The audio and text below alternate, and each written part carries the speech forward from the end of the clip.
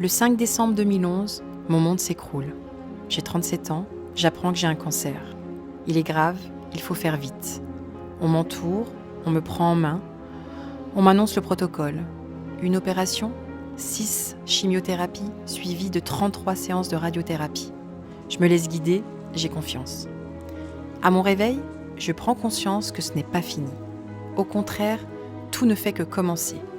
Le traitement sera lourd et je redoute les conséquences. Le 1er février 2012, mes premières mèches de cheveux restent sur mon oreiller. J'y étais préparée, mais mon cœur se brise. À cet instant précis, pourtant, un déclic se produit. Je décide d'accompagner le formidable travail du corps médical par des soins parallèles afin de soulager les effets secondaires du traitement. Je vais chercher et tester tous les trucs et astuces qui apaiseront mon corps et mon âme. Perruque, maquillage, massage, coiffure, relaxation, régime alimentaire, gym douce, méditation, livres, échanges, la liste est longue. Je suis intimement persuadée qu'en vivant mieux mon traitement médical, j'accélère ma guérison. Je fais alors des rencontres magnifiques. Je suis portée par des bonnes fées qui croisent mon chemin. Elles me relaxent, elles m'apaisent, elles me conseillent, elles me rassurent, elles m'écoutent. Elles me font sourire, rire aussi. Je suis dans la vie. 5 mois se sont écoulés, je reprends le cours de ma vie d'avant. Je retrouve mon environnement professionnel. Je raconte mon histoire, les autres me racontent la leur. Je constate que nous sommes tous touchés, de près ou de loin, par la maladie. Si le cancer touche les malades, il n'épargne pas l'entourage. Je suis alors animée par un projet fou qui ne me quittera plus.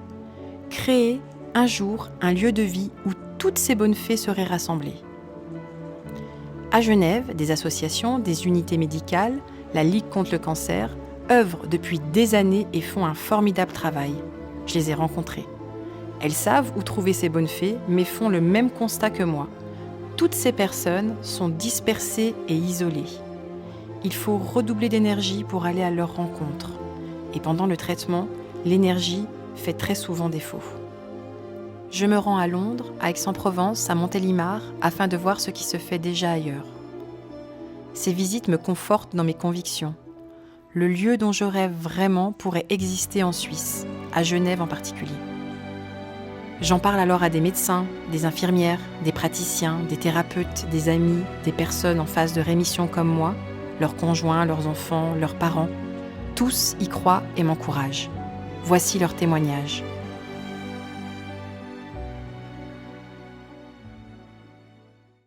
Les patients et les patientes qui ont un diagnostic de cancer, elles ont plusieurs phases dans lesquelles ils ont besoin d'être entourés. Dans la phase du diagnostic, c'est extrêmement difficile, c'est très déboussolant. Vous avez l'impression que le ciel vous tombe sur la tête. Et là, on a besoin d'aide, pas seulement des médecins. On a des fois besoin de se raccrocher à d'autres intervenants qui savent comment les choses se passent. C'est pour ça qu'ailleurs dans le monde, on a mis au point des structures pour ça. Mais je pense qu'on peut faire beaucoup mieux dans notre ville. Alors, votre structure est intéressante. C'est clair que nous, on est dans les soins aux patientes, et on n'a pas de structure à Genève privée où il y ait en un même lieu tout ce qui pourrait aider ces patientes lorsqu'elles ont un diagnostic de ce type. Les médecins ont découvert que j'avais le cancer du cerveau et donc je suis partie, je crois, au bloc opératoire.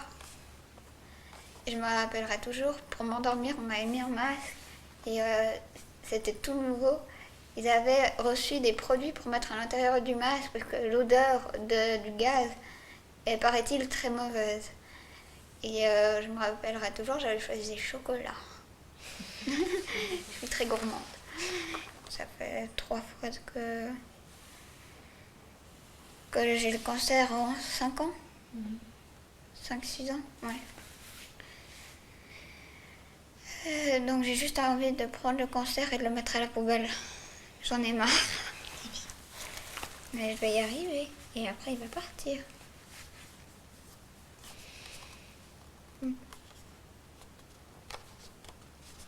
maladie, elle touche pas seulement la personne, elle touche aussi la famille et l'entourage. Donc, ouais. Je pense que c'est aussi une bonne idée de faire un centre comme ça où on peut un peu genre, changer les idées et puis pas tout le temps rester avec cette maladie dans la tête.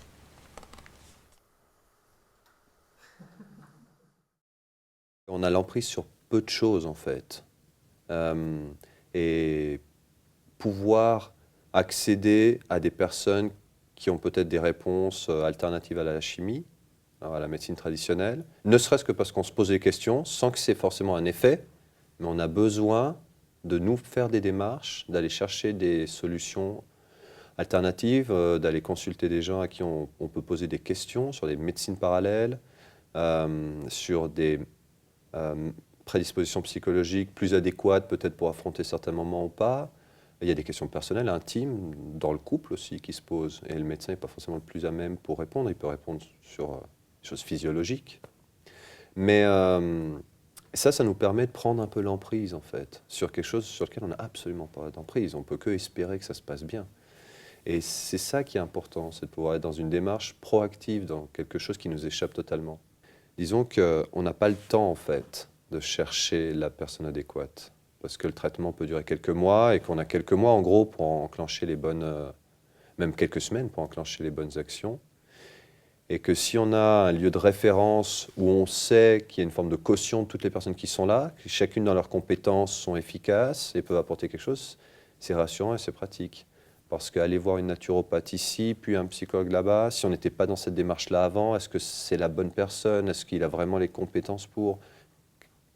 Il n'y a pas de validation non plus, il n'y a pas une entité chapeau qui dit ben, nous, on a évalué ces personnes-là et on pense que dans ce cadre-là de thérapie, elles peuvent vraiment vous apporter quelque chose. À vous d'aller les voir si ça vous intéresse ou pas, mais elles sont à disposition. Il n'y a pas ça. Donc, c'est un petit peu angoissant et on a un peu l'impression de se disperser, d'aller chercher des solutions à gauche et à droite sans savoir si on frappe aux bonnes portes. Donc c'est l'intérêt que je vois en tout cas dans un centre pluridisciplinaire qui proposerait tout un éventail en fait, de ressources où les gens sont libres d'aller, mais on sait qu'on va auprès de personnes qui vont délivrer un service de qualité parce que ça a été validé, ça a été approuvé, etc.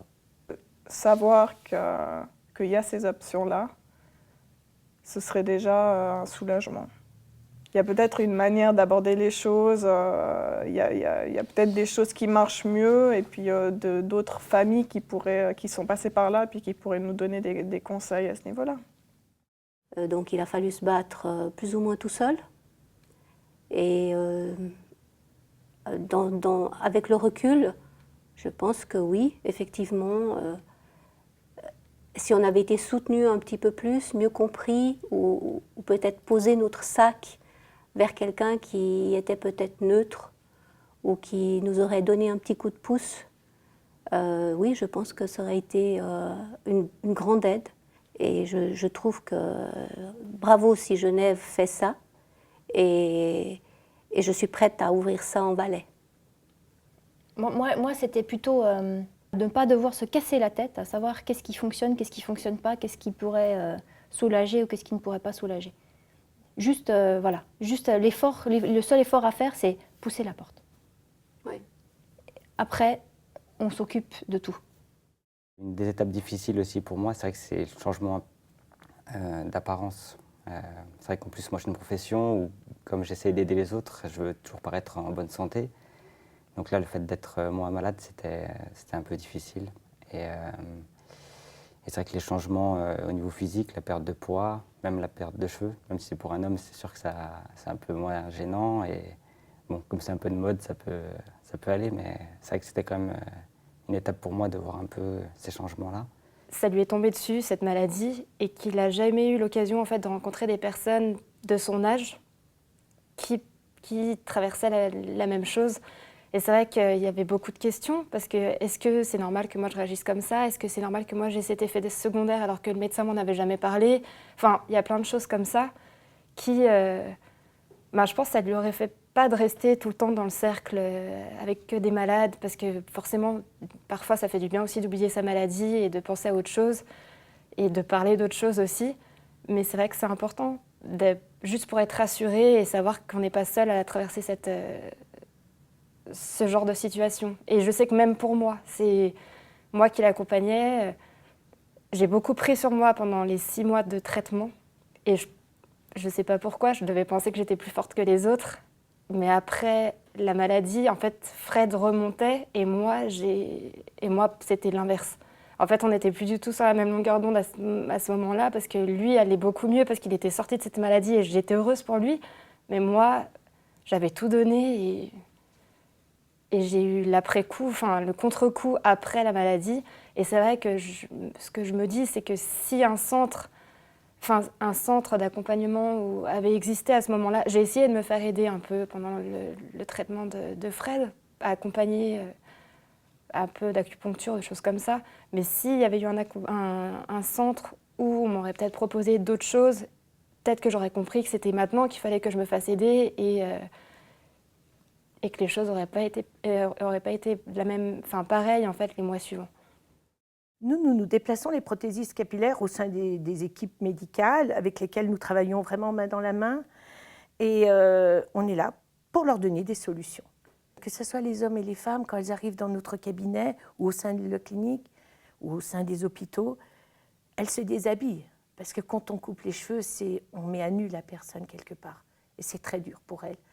Donc si on partage ça dans un centre où on peut dire elles ne doivent pas courir à droite à gauche, elles ont tout à portée de main. Elles veulent essayer les prothèses avec leurs enfants, souvent sans avoir coupé les cheveux. Elles ont pu venir avec leur époux ou leur compagnon ou leur maman ou leur sœur. Un bien-être, où se poser et où on donne des réponses. C'est surtout ça, elles partent dans l'inconnu, bien sûr. Et je pense que juste donner des réponses, leur apporter un bien-être, je pense que c'est important.